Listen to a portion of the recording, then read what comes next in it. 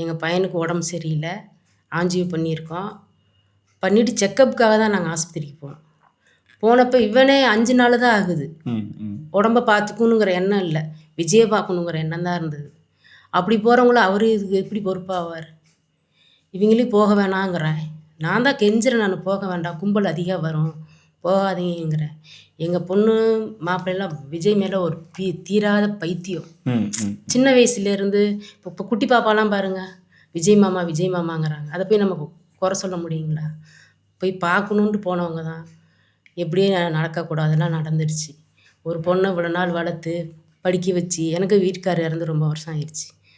அதெல்லாம் படிக்க வச்சு இன்றைக்கி அழகி நல்லா ஒரு கல்யாணம் பண்ணி வைக்க போகிறப்ப இறந்துட்டாங்கன்னா எவ்வளோ வலி இருக்கும்.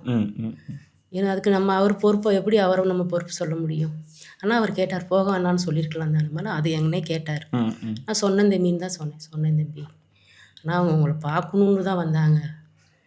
ஆனால் மனுஷன் நுழைஞ்சி போய் உட்காந்துட்டாருங்க. என்ன மாதிரியான ஆறுதல் நீங்கள் சொன்னார்? இதுக்கு நான் என்ன சொன்னாலும் என்னால் இதை ஈடு செய்ய முடியாது. இந்த இதுக்கு நானும் ஒரு காரணம் தான், அதை நான் மறக்கலை. என்னை மன்னிச்சிருங்க. அவர் மன்னிப்பு கேட்டார், என்னை மன்னிச்சிருங்க. முதல்ல இங்கே உங்களை வர வச்சதுக்கு திரும்பவும் என்னை மன்னிச்சிடுங்க. வர வச்சது ரொம்ப ரொம்ப தப்பு அப்படின்னாரு. வர வச்சது ரொம்ப ரொம்ப தப்பு தான். இருந்தாலும் நான்லாம் சொன்னார், நிறையா மண்டபம் நாங்கள் பார்த்தோம், பெர்மிஷன் கேட்டோம், எதுவுமே ஒத்து வரல. நான் எவ்வளோ முயற்சி பண்ணி பார்த்துட்டேன், எதுவுமே ஒத்து வரல. அதனால தான் உங்களுக்கு கூட்டி வர மாதிரி ஆகிப்போச்சு. 41 குடும்பத்தாருமே இங்கேருந்து கிளம்பி போயிருக்காங்க. நீங்கள் பேசும்பொழுதாக இருக்கட்டும், இல்லை பக்கத்தில் இருக்கும் பொழுதாக இருக்கும், யாருக்காவது ஒரு விரக்தியோ ஒரு கோவமோ அவங்களுக்கு யாராவது இருந்தால் நீங்கள் பேசும்பொழுது? அந்த மாதிரிலாம் எதுவுமே கிடையாது. எதுவுமே கிடையாது.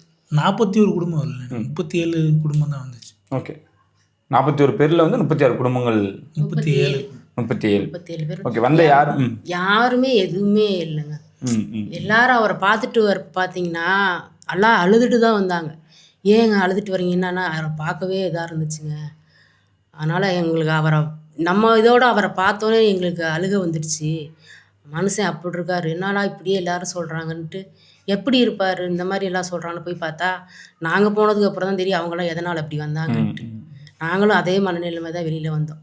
இன்ன வரைக்கும் கூட எங்களுக்கு அந்த யோசனை போயிட்டே இருக்குது. எப்படி ஒரு மனுஷன் இப்படி ஆனார்? ரொம்ப ஒல்லியாயிட்டாருங்க தம்பி, ஆளே அடையாளமே தெரியல.